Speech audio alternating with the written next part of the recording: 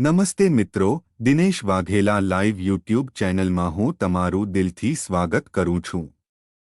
પ્રાચીન સમયમાં એક વ્યક્તિ ખૂબ જ દુઃખી હતો। તે મહેનત તો કરી રહ્યો હતો, પરંતુ વધારે રૂપિયા કમાવવામાં સફળતા મળી નહીં। જીવનમાં પણ પરેશાનીઓ વધી રહી હતી। અનેક કોશિશ પછી પણ સમસ્યાઓ દૂર થઈ રહી નહોતી। असफलता અને ધનની ખામીના કારણે તે નિરાશ રહેવા લાગ્યો હતો। એક દિવસ તે વ્યક્તિના ગામમાં સંત પહોંચ્યા। તે દુઃખી વ્યક્તિ સંત પાસે પહોંચ્યા અને સંતને પોતાની પરેશાનીઓ જણાવી। સંતે તેની બધી વાતો ધ્યાનથી સાંભળી અને કહ્યું કે તારે ધૈર્ય જાળવી રાખવું જોઈએ। ક્યારેક ક્યારેક સફળતા મળવામાં સમય લાગે છે। સંતે દુઃખી વ્યક્તિને સમજાવવા માટે એક કથા સંભળાવી। એક બાળકે એક જ સમયે પોતાના ઘરમાં વાંસ ને કેક્ટસનો છોડ વાવ્યો હતો। બાળક રોજ બંને છોડને બરાબર પાણી આપતો અને દેખરેખ કરતો હતો।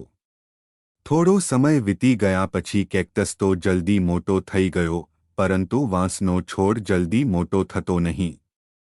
બાળક થોડો નિરાશ થયો, પરંતુ તેણે પોતાનું ધૈર્ય જાળવી રાખ્યું।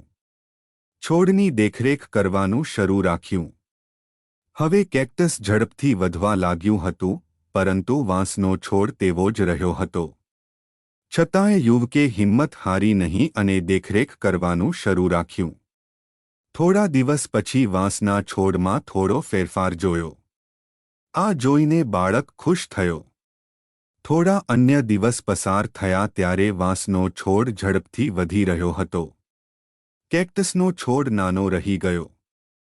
સંતે કહ્યું કે ક્યારેક ક્યારેક થોડા કાર્યોમાં મોડેથી સફળતા મળે છે।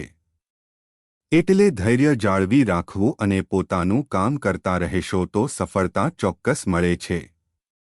નૈતિક શીખ: ક્યારેક ક્યારેક લાંબા સમયગાળા પછી સફળતા મળે છે, એટલે ધૈર્ય જાળવી રાખવું જોઈએ।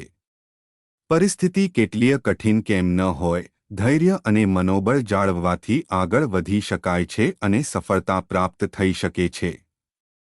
મિત્રો, જો તમે આ વિડિયો વધુ લોકોમાં ફેલાવવા માંગતા હો તો આ વિડિયોને લાઇક કરો, કેમ કે આ વિડિયો બીજા લોકો સુધી પહોંચે।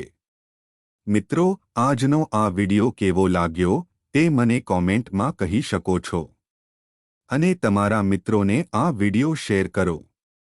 ચેનલને સબસ્ક્રાઇબ કરો। ફરીથી મળીએ નવા ટોપિક સાથે। ધન્યવાદ।